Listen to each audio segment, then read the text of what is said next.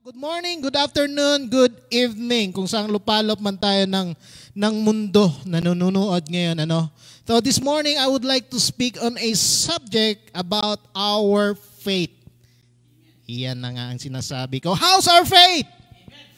Amen. Praise God sa mga malakas nagsabi ng amen. Sa mga hindi nakapagsabi, baka may pinagdadaanan lang. So eto, para to sa ating lahat. Can we ask ourselves, why is it that we are not going as a church? Ningunin mo nga yung katabi. Mukhang ilang taon na natin silang kasama. Di ba? Mukhang ilang taon na natin silang kasama. Wala tayong nakikitang bago. At ito yung sinasabi ni Lord sa atin, may problema ba? May problema ba? Amen? Kaya huwag kayong magalit sa akin kasi ito talagang sinabi ni Lord. Because if we are not growing as a church, we should ask ourselves, baka nga may problema? Amen? Baka nga may problema. Nasa pastor ba? Nasa member ba? Nasa namumuno ba? Next question. Ito. Is your faith contagious? Nakakahawa ba ang iyong pananampalataya? Mukhang wala nang sumasagot sa akin this morning. Amen! Kasi tanungin ko kayo, ilan ba ang kasama nating Pilipino sa work? Ako, merong isa. Yung iba, I don't know ilan. Baka may 4, may 5, may 10, may 20. So remember this, ito yung sinasabi sa atin, never underestimate the influence of your faith in God. Amen? Meaning to say, never underestimate the potential, the power to influence the faith of others. Your faith can certainly impact another person's faith. Tama ba? Therefore, affecting how they open up to God's intervention in their lives. That's why you need to guard your heart. Bantayan natin yung ating puso, lalong-lalo na ang ating faith. Amen? Guard your words, guard your influences, because your faith has the power to influence others. Kasi mamaya sabi, akala ko ba born again yung mga yon? Bakit number 1 maging marites? Na, di ba? Akala ko ba, born again yan, ba't ang lakas makainom? Amen. Akala ko ba born again yan, bakit ang lakas makapagputot kutsinta dito?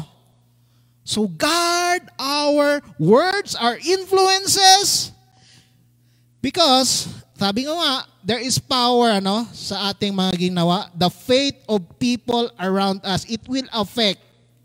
Kasi ito yon, hindi man natin hinihingi, people are looking at our lives.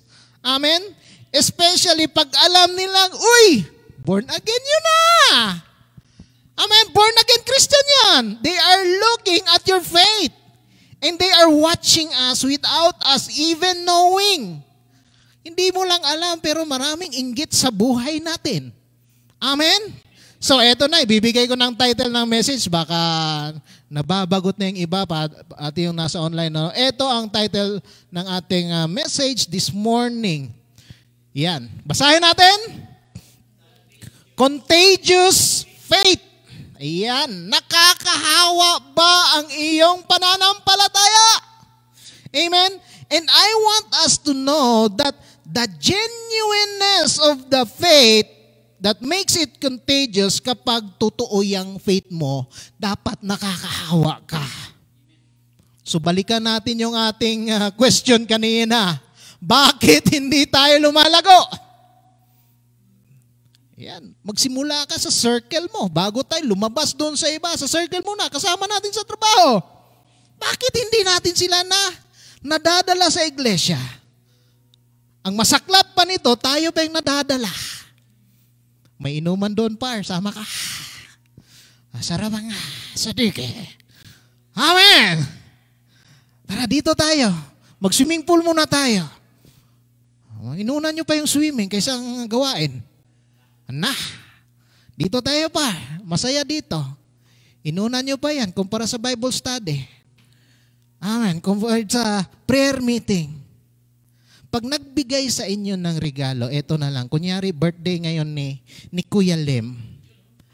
Ano ang pipiliin mo? Yung genuine o yung fake? Yung totoo o yung peke? O eto Kuya Lim, isang peking Nike Air Jordan. Kaya mo to? Kaya mo bang isuot yan? Siyempre hindi. Sabi mo, gusto ko yung oreg. Obvious masyado ito. Di ba? Dapat nakaganon si Jordan. Ba't nakaganon? Di ba? Amen. Walang gustong ng fake. Tapos yung Adidas mo, dapat 3 yung marka. Di ba? 2 lang. Adi lang. O yung das na wala. Amen.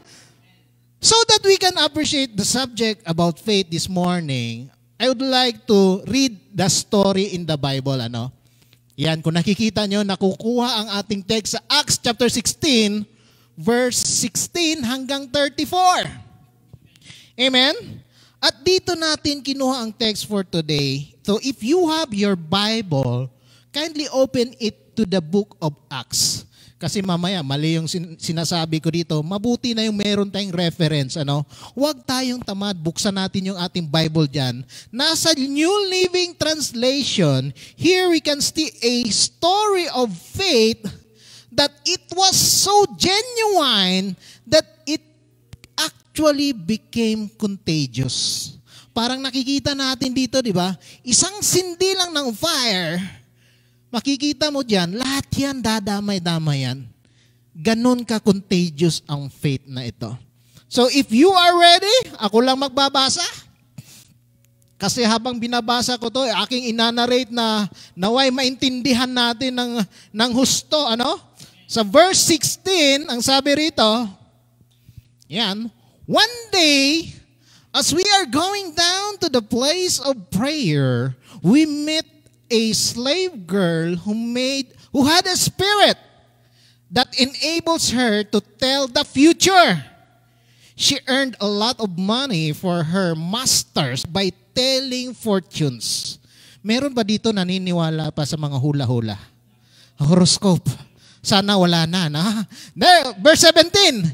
She followed Paul and the rest of us, shouting, "These men are servants of the Most High God, and they have come to tell you how to be saved." Amen. So kung titingnan natin dyan, ang story, parang wala namang masama. Diba, dumaan sila. Tapos anong sabi dito?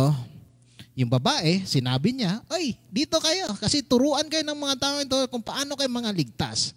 Amen. Walang masama. Amen. But according to scholars, habang sinasabi pala ng babaeng ito, she said it in a very annoying, sarcastic, and taunting manner. Yung annoying na annoy ka, "Ay, tayo na, dito tayo. Alam mo ba si Jeffrey, born again Christian to?" Pero malalaman mong sarcastic Hindi totoo. Amen. Naranasan nyo ba yon? Yung sinasabi nyo, "Uy, si Alejo, born again yan. Sama tayo doon."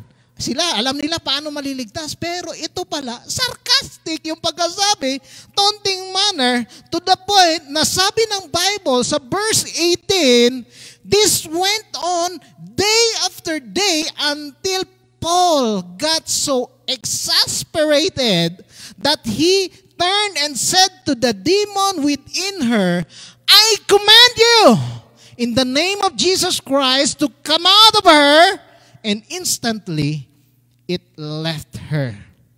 So let's continue kung ano nangyari doon. So, ano daw ang nangyari doon sa boss ng babaeng ito? Ito ang nangyari. So, dahil sa ginawa ni Paul, dahil nakuha na siguro, binalikan ni Paul, kunyari si Kuya Jeff to, binalikan niya, "I command you!" Lumabas ka dyan, yung masamang espiritu.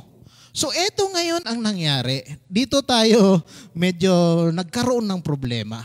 Kasi, verse 19, her master's hopes of wealth were now shattered. Yung pag-asa nilang magkakapera sila doon sa babae, ay nawala. So they grabbed Paul and Silas Silas and dragged them before the authorities at the marketplace. The whole city is in an uproar. Galit na galit sila. Kasi wala nang maghuhula, wala nang magsasabi kung anong future bukas. Maring ito rin, pagkakataong mananalo sana sila ng loto kasi hingin niya yung numero ng lotong lalabas bukas, pero wala na! Amen? So, they are teaching customs that are illegal for us Romans to practice. So, ang nangyari, verse 22, a mob quickly formed against Paul and Silas, and the city officials ordered them stripped and beaten with wooden rods. Nako, ang grabe, no? Ang sakit, no? Wala naman silang ginagawa, pero ito ang dinanas nila. Hinubaran, nilatigo. Nung mga parang wooden stick na masakit siguro yan. Huwag na nating kunin, ano? They were even beaten, severely beaten, and they were thrown into prison. Nagalit kina Paul and Silas. Kasi yung pinagkakakitaan nga, wala na. Pati yung mga gustong magkaroon ng hula, wala na. So grabe ang nangyari. Ano? Kung titignan natin ang kwento, hindi lang yun, pinalo na, binugnog pa, nakulong pa. Amen? At ito ang sabi sa verse, sa susunod na verse. At ito, nakulong sila. The jailer was ordered to make sure they didn't escape. Grabe, na sinigurado talaga na hindi sila makatakas. So the jailer put them into the inner dungeon. Doon talaga sa pinakasulok-sulukan, sa pinakadulo. Amen? Hindi lamang yun, nakaposas pa ang kanilang paa. Clamp their feet in the stocks. Tapos ano nangyari? Around midnight, Paul and Silas were praying and singing hymns to God. And the other prisoners were listening. And suddenly, there was a massive earthquake, and the prison was shaken to its foundations. All the doors were immediately flew open, and the chains of every prisoner fell off.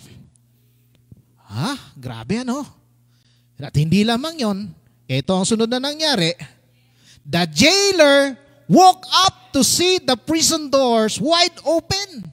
Natutulog pala yung bantay, He assumed, anong nangyari? He assumed the prisoners had escaped, so he drew his sword to kill himself. Yan ang sinasabi ko.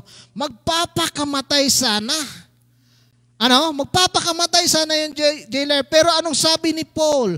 Let's continue. Verse 28. But Paul shouted to him, "Stop! Don't kill yourself! We are all here!" So the jailer called for lights. Naghanap ng ilaw. Yan yung sinasabi. Anong nangyari? And ran to the dungeon and fell down, trembling before Paul and Silas. Then he brought them out and asked. Ito yung ating pinaka-main text dito, sa verse 30. Ang sinasabi niyan, "Sirs," basahin natin, "what must I do to be saved?"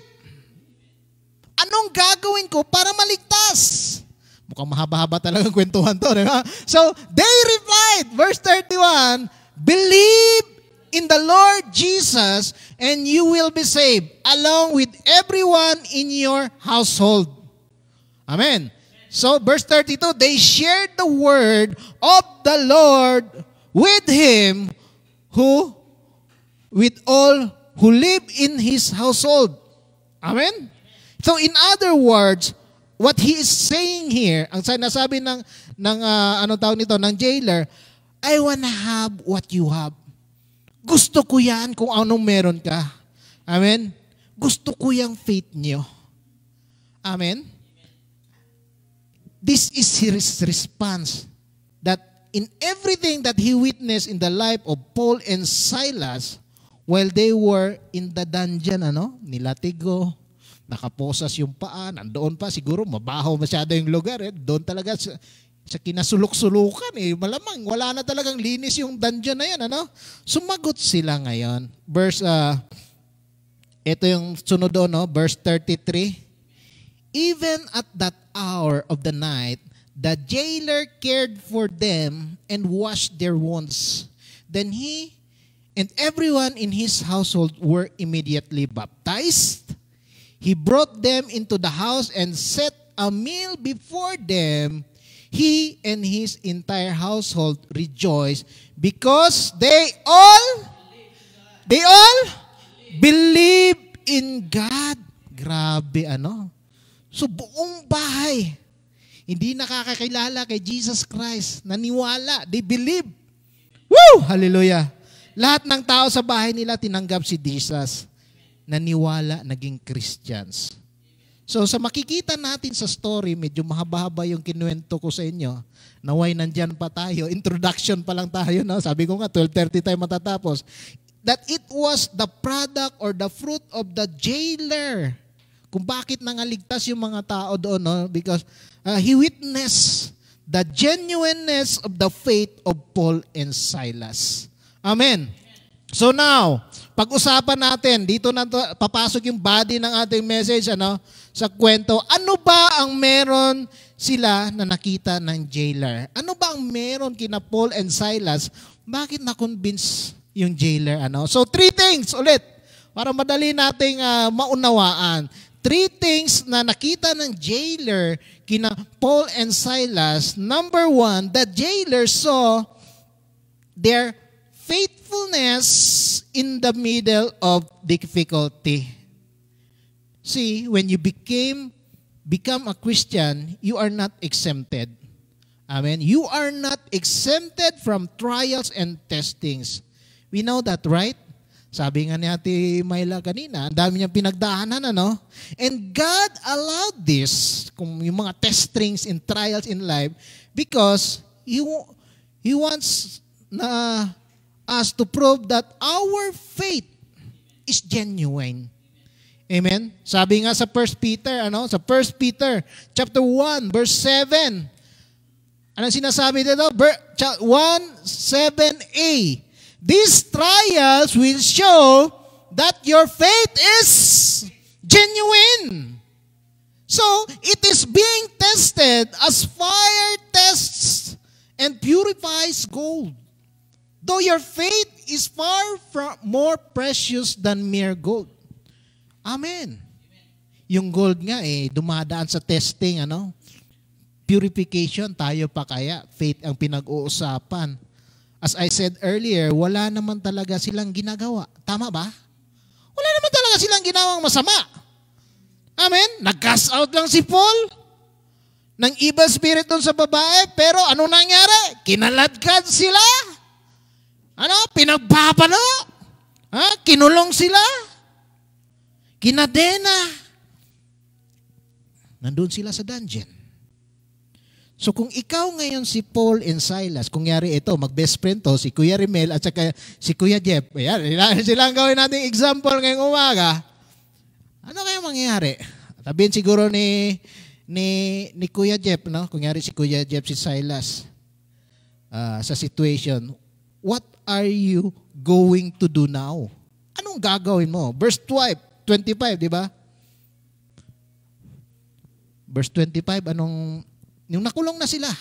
Balikan nyo na lang. Wala na tayong slides. Hindi na tayo makabalik. Masyadong mahaba yung kwento. Di ba?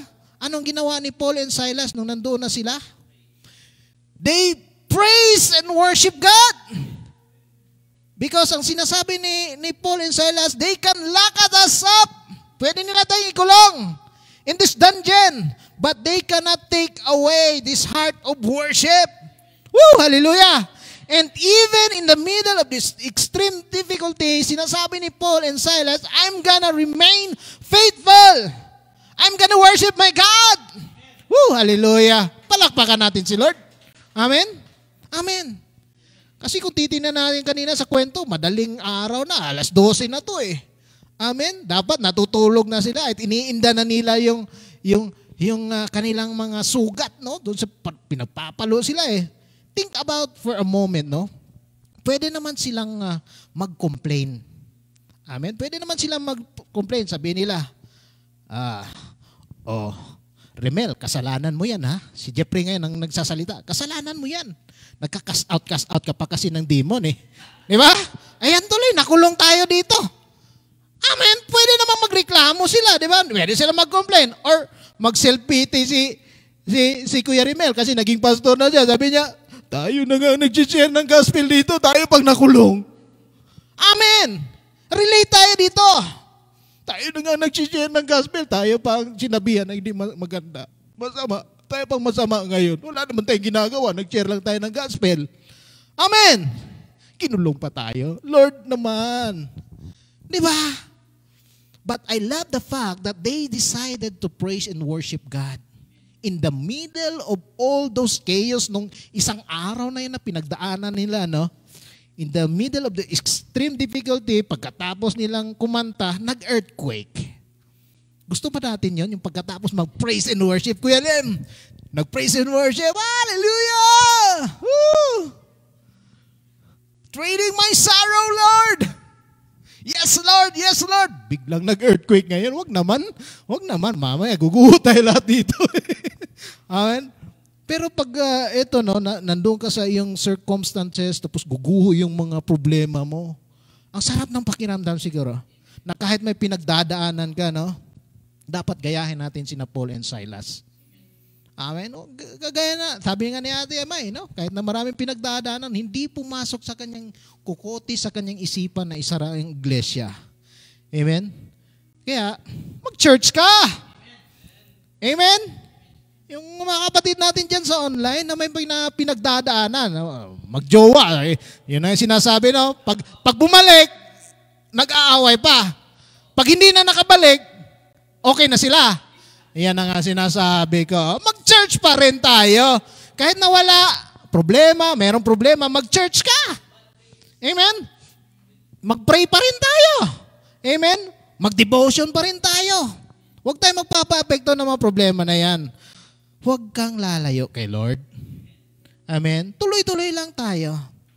That we don't praise Him only in the good times, but we should also praise Him in every season of our life. That's why it's so contagious, nakakahawa, kahit na may problema, nag-worship pa rin sila eh. Amen? Sabihin nila na, grabe tong taong to. Grabe to si Ate May, kahit na daming problema, nandiyan pa rin, oh. Amen? Grabe to si Kuya Jan, daming problema, 3 taon na, oh. Pero nandiyan pa rin. Praise God! Amen. Mukhang may breakthrough na. Nabalitaan ko, open doors na. May nagbukas na ng pinto. Hallelujah! Woo! Hallelujah! Nag-worship pa rin. Amen? Kasi totoo yung faith nila eh. Amen? Kasi kung hindi yung totoo yung faith, sabi nila sige, lalabas na kami. Give up namin yung faith. Pero wala eh. Nag-worship pa nga, di ba? Anong sabi ni Paul sa 1 Thessalonians chapter 5? Basahin natin lahat. Rejoice always, pray continually, give thanks in all circumstances, for this is God's will for you in Christ Jesus. Woo, hallelujah. So alam nyo ba anong nakaka-bless dyan sa sinabi ni Paul? Ang nakaka-bless dyan, hindi niya lang ito sinabi, ano? Kasi marami sa atin, okay, rejoice always, pray continually, give thanks in all circumstances. Pero pag dumating na to, wala na. Amen? Hindi niya lang ito sinabi, itong nakaka-bless kasi he experienced it. He did not only write it, but he lived it. Pinamuhay niya yan. Amen? Hindi niya lang sinabi, hindi niya lang sinulat yan. Pinamuhay niya yung mga sinasabi niya. That's why his faith is contagious. Dapat tayo as Christians, ganun din tayo. Hindi lang tayo, puro sanguso, Kristiyano ako, Kristiyano, pero yung mga taong nasa paligid natin, hindi na nabibless sa ating mga buhay. Amen! Amen! Real talk tayo. Eto, real talk, real talk. Sometimes, we confuse matured faith with knowing a lot of information. Kasi minsan, akala natin yung matured ang taong to, daming alam sa Biblia, oh. Amen? Marami tayong kakilala mga ganun. Ano? Pagsabihin mong Biblia, memoryado yung Biblia. Ang daming alam sa Biblia. But the truth is, eto mga kapatid, Maturity in faith is expressed most genuinely when the Word is applied in their lives. Pag na-apply yan sa iyong buhay, diyan natin makikita ang genuine. Amen. Kasi maraming sleeper Christians. They always confess, I'm a Christian, I'm a Christian. Kahit natanungin natin dito sa Bisya, ilan ang Kristiyano, taas kamay. Tataas yung kamay nila. Pero nagsisimba ba? Alam naman nila may simbahan dito. Nagsisimba ba? Yan na nga sinasabi ko. May pagkakataong magsimba. Pero anong sabi sa Bible? Do not give up meeting together. Hallelujah. So ano pang hinihintay natin mga kapatid? Balik na! Tinatawagan namin kayo. Huwag na natin pangalanan isa't isa. Sabihin nila, ay, na-mention pa tayo doon. Hallelujah. Amen. Paalala lamang. Yan. Kasi kung wala kang application, wala kang maturity. Tama ba? Amen. Amen. Because the Bible say, eto, give, pero hindi ka nabibigay na yung tithes in offering. Matumal yung ating tithes in offering. Sana kaya yung iba. Gising. Amen. Sundin natin kung ano yung sinasabi sa Biblia. Because what's the point of knowing a lot of principles if we are not applying it into our lives? Amen. Apply natin yan sa ating buhay. So mukhang 12:00 na. Bilisan natin ng konti. Number 2. Anong meron kina Paul and Silas? They knew how to love unconditionally. Loving people unconditionally. Napansin ba natin sa kwento kanina? Sabi sa Bible, di ba, after they worship, di ba, nakulong sila. Yan, kung it's just an illustration, kung yari, para meron tayong bird's eye view. Kasi mamaya wala kang mga bird's eye view. Ano bang? Kung ito yung example ng kulungan during that time, kayo nakakadena. So anong nangyari doon? Nag-earthquake, di ba? After midnight, nung pagkatapos ng kanilang praise and worship, si Lolo Paul, gaya na nga sinasabi ni Kuya Jeff, totoo nga pala, Lolo Paul, matanda na nga talaga si Lolo Paul niya. Hallelujah! Amen! So anong nangyari? Nagbukas yung mga selda. Amen? Naglaglagan yung mga chain. Tapos yung jailer na natutulog, di ba, anong sabi doon kanina? Biglang nagising. Amen? Akala niya lahat ng mga preso nakatakas na. Amen? So kinuha niya yung kanyang sword ngayon, magpapakamatay na sana, pero anong sabi ni Paul? Kung naalala niyo, anong sabi niya? Stop! Wag! Tigil! Hey bro! Stop! Wag kang magpapakamatay. Nandito lamang kami. Amen? Hindi kami umalis. So anong tawag doon natin? Genuine love. Amen. You know why? Kasi pwede naman nilang hindi pigilan. Wala akong pakialam dyan. Wala akong pakialam. Hindi ko pigilan yan, di ba? Parang sa atin, wala na akong pigilan. Hindi naman nagsisimba yan. Bahala sila dyan. Bahala mo. Anong ginagawa nila dyan? Mag-inom sila dyan. Bahala sila dyan. Bahala sila.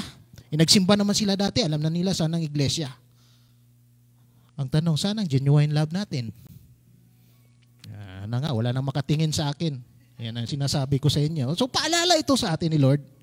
Paalala ito sa atin ni Lord. Hindi lamang ito kay Paul and Silas. Paalala ito na kung ikaw si Paul and Silas, pipigilan mo ba na mapahamak? Kukuha na ng sword eh. Sa Japan, ang tawag doon, harakiri, yung magpapakamatay. Kung ito, balikan natin si Kuya Jeff at si Kuya Rimel. Kasi sila yung sample natin as Paul and Silas. Sabi na, bro Rimel, magpapakamatay na. This is it. Woo, hallelujah. Answered prayer, bro, answered prayer. Makakalabas na tayo. Ganun ba? Or, pabayaan mo na, sabi mo, nanalangin tayo, na makalabas. Mukhang ito na yata ang sagot ni Lord. Answered prayer na yata. Amen? Pero hindi Walang ganun na nangyari sa kwento. Amen. So, effort yun. No, na, sabihin mo pa na, wag mo ituloy yan. Genuine love yun. Amen. Kasi pwede namang, bro Rimel, answered prayer, bro. Pwede namang ganun eh. Amen. They have all the reason to hate. Amen. And allow the jailer to kill himself. Kasi di ba, nilatigo sila unang-una. Pangalawa, meron siguro magandang selda doon sa taas na mga kubol doon sa, parang bilibid lang, may special na kubol, pero doon talaga sa pinaka, they have all the reason to hate this guy. Kasi kinulong sila eh. But because of their love to others was so genuine, they shouted with all their heart, "Hey, wait! Don't kill yourself." Amen. Woo, we are here. Ito yung sinasabi, no? So ikaw ngayon, kamusta ang love sa puso mo? Coach, hindi ko makalimutan yung ginawa niya. Iniwan nila ako nung pandemya. May ganun pa ba tayo? May ganun ba tayo? O yan, alam nyo kapatid ha, ang sagot dito, wala kaming ganun. Kaya balik na kayo. Wala kaming ganun. Kahit na iniwan nyo kami nung pandemya, wala kaming ganun.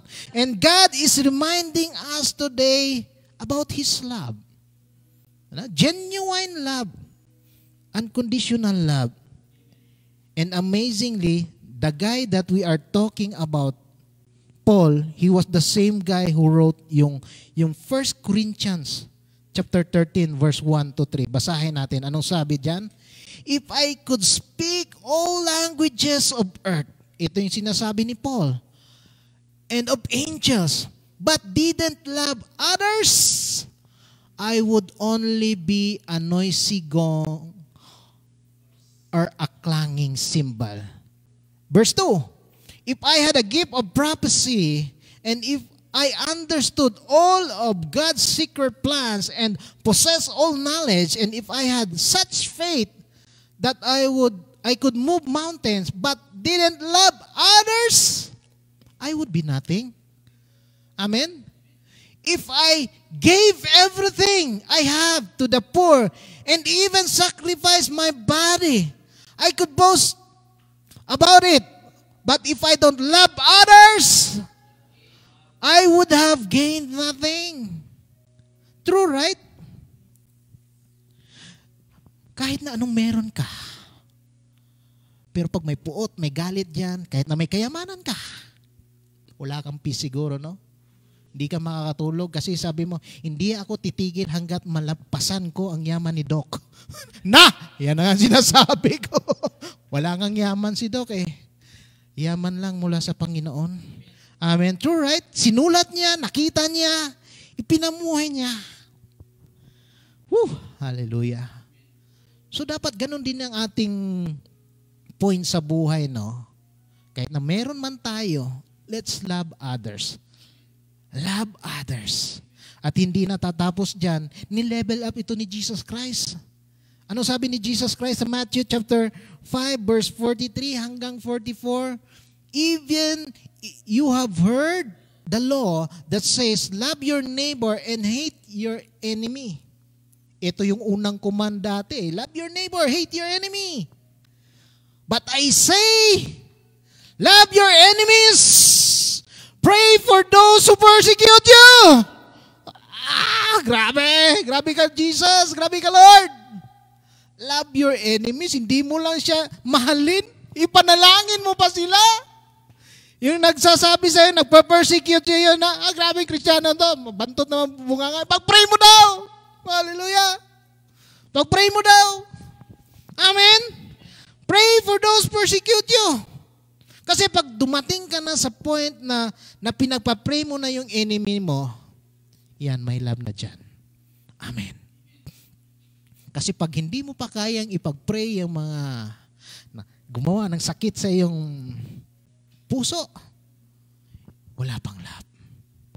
Kaya God is reminding us once again, pray for those who persecute you. Love your enemies. Amen. Kaya napaka-genuine nung kanilang faith very contagious. Kasi nakita natin, di ba? Grabe. Amen. Hindi ba kayo nakagarubihan dyan? Wala mang impact si Paul and Silas. Amen. Palakpakan natin si Lord. Hallelujah. Palakpakan natin si Lord. Grabe talaga. So dito, lastly na. Akala ko, abutin tayo ng 12:30. Wala pala eh. Kasi, ito, lastly, kasi, ano pa ang nakita doon? Una, meron na, di ba? Yung kanilang, hindi sila nag-give up. Pangalawa, yung love. Pangatlo, na nakita natin that eternity remained the priority. Eternity remained the priority kina Paul and Silas. You know why eternity is priority? Alam niyo ba kung bakit? Kasi sabi ng Bible, di ba nag-earthquake? Tapos sabi ng jailer, anong sinabi ng jailer kanina? Sirs, what must I do to be saved? Mga bossing, par, ano ba ang gagawin ko para maligtas? Amen? Ito yung katanungan ng jailer. Ima? Nilabas sila ng jailer sa kulungan, tapos yung jailer, dinala sila sa kanyang tahanan. Amen? So, eternity is priority because para ma-share siguro, no? Kasi nakita ng jailer kung ano ka-genuine ang faith nito. Gusto kayo ng jailer na yung gospel siguro ma-share din sa kanyang family. Tama ba? Amen? So kung ikaw si Paul and Silas, anong gagawin mo? Siguro sasabihin mo, pwede naman silang Kuya Guard. Baka pwede kaming hindi na sumama. Kasi alam mo naman, di ba? Kakakulong lang namin. Pwede silang magtanggi, di ba? Kasi ang jailer ang nag-invite sa kanila na puntahan yung bahay niya, pero sabi ni anong tawag nito? Ni Paul and Silas, kung ikaw siguro yun, Kuya Jeff, di na ta maganto dito eh. Makita pala tas mga tao diha, kulatahan na buta. Di ba? Di ba? Subtitle. Huwag na tayo pumunta doon. Kasi mamaya makita pa tayo ng mga tao doon, magugulpi ulit tayo. Ayan, subtitle. Yun. Di ba? Baka ikulong ulit kami, di ba? Pwede yun, legit yung excuse, di ba? Kung ikaw si Paul and Silas, pwede mong tanggihan, huwag na, mamaya makuling ulit kami, may latago ulit, wala nang mapaglagyan yung latak ng latigo sa aking likod di ba? Pwede kang magreklamo ng ganon, di ba? But as we look at the story, they still went there. Di ba? Tumuloy pa rin sila. They shared the gospel because in their heart, their priority was eternity. Amen? It doesn't matter if we put our life at risk. Ito yung palaging nasa mindset nila Paul and Silas, ano? But if we see the opportunity, dapat ganun din tayo. If we see an opportunity na ma-share yung gospel, kagaya kay Paul and Silas, anong gagawin natin? Sugod! Huwag yung gawing, manalangin ka daw. Ikaw na mag-pray dyan. Dok, ikaw. Gathering ng mga Filipino community. Dok, ikaw na manalangin. Huwag na! Hindi naman sila nagsisimba. Ganun ba ang ating approach or reply? Huwag na, hindi naman kayo nagsisimba. Kaya na manalangin ako dyan. Wala mangyayari. Dapat pag sinabi nila, manalangin ka kasi may nakita sila sa iyong buhay. Amen! Palakpakan natin si Lord. If there is an opportunity to share the gospel, let's share the gospel. Why? Because in our heart, our priority is eternity. Kung anong meron sa atin na faith, dapat maranasan nila. Hallelujah. Hindi ako galit. Doon lamang, 3 bagay ang gustong i-share ni Lord sa atin. Dapat ganun din tayo. In our heart, our priority is eternity. Kasi, bakit kayo papagpa-pray doon? Kasi may nakita sila sa iyo. Mamaya, masagot natin yan.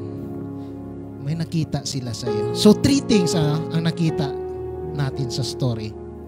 Balikan natin, baka nakalimutan. Una, faithfulness in the middle of difficulty. Pangalawa doon, loving people unconditionally. And lastly, eternity as a priority. So the result of this, doon sa tanong ng jailer sa verse 30, diba? Balikan natin yung verse 30, buksan nyo na lang yung Bibles. Diba ang sabi doon ng jailer, Sirs, what must I do to be saved? I want your faith. Gusto ko kung anong meron dyan. Amen. Dapat ganun din tayo, no? Na pag kunyari, may mga taong hindi kakilala sa atin, nakita na nila the image and the likeness of Jesus Christ in our life. Dapat ganun din ang sarap siguro ng pakiramdam. Pag ganun, yung sinasabi niya, Coach Remel, anong meron sa'yo? Anong meron dyan? What must I do to be saved? I want your faith. Woo, hallelujah. I want your faith. Gusto ko yan. Nakaka-bless. Woo, hallelujah. Palakpakan natin si Lord. Amen. Hallelujah. So let's all stand and let's all bow down our heads in prayer. Hallelujah. Hallelujah. Hallelujah, Lord. We thank you. Thank you, Lord God, for reminding us, O Lord, this morning. I pray that, Lord God, it open up our hearts, O Lord God, our spiritual heart to others, O Lord. Thank you, Lord God, for reminding us about our faith. Is it contagious? Why are we not growing? Ito yung mga katanungan mo, Lord, na iniwan sa amin bago kami nagsimula, Panginoon Diyos. At nasagot din ito, Lord God, habang kami ay binabaybay namin ang iyong salita ngayong umaga, Panginoon Diyos. Lord, like Paul and Silas, Panginoon, we want that magkaroon kami ng contagious faith, Father God. I pray that, Lord, you enlighten us every day, O Lord God, to live in the image and the likeness that you want us to be, O Lord God. To be a true followers of Jesus Christ, not only in our lips, in our mind, but also, Lord God, in what we do, in what we say, O Lord God, na magkaroon kami, Panginoon Diyos, ng influence, an influence to others, O Lord God, to empower them about our faith, O Lord God. Na, Lord God, makuha nila, Lord, ang aming faith, kung anumang meron kami, Lord God, that they will also be saved, Father. Hallelujah.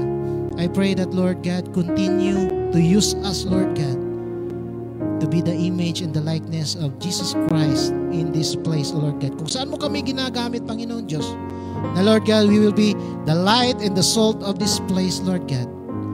Na hindi mawala, Panginoon, yung alat sa aming buhay, Panginoon. Na mapatuloy kami, Lord God, na magliliyab, Lord, na ma-share ang gospels doon, Lord God, sa mga taong nakalimot na, ng mga nag-backslide na, at sa mga taong hindi pa nakakakalala sa iyo, Panginoon Diyos. That, Lord God, one day, they will hear the word of God through our lives, Panginoon. Let your light so shine before us, Lord God, that we may be a blessing for them, that they will know you, Lord. Hallelujah. Pati sa mga nasa online, Panginoon, I pray, hindi man namin sila nakita, Panginoon, hindi man namin kilala ang kanilang muka, nawa, Panginoon Diyos, meron silang nakuha this morning, O Lord God, that they will have that faith, O Lord God, na kagaya sa amin. That one day, O Lord, also, they will accept you, Jesus, to be the Master and the Savior of their lives. This we ask, Lord God, selyohan mo, Panginoon Diyos, ang iyong salita this morning, na, Lord God, nawa, hindi ito manakaw namin kaaway, Lord. At nawa, Panginoon Diyos, ito ay sisibol mula sa amin. And it will affect others, O Lord God, na nasa palibot namin, Lord, na nasa circle namin, Panginoon Diyos. It will multiply, Lord God, like wildfire, Panginoon Diyos. Hallelujah, that we can continue to touch lives, Father God. Hallelujah. Kay Lord God, this we ask in your mighty name, Lord Jesus Christ. you alone be the glory, the honor, and the praise. Amen. Amen. Praise God.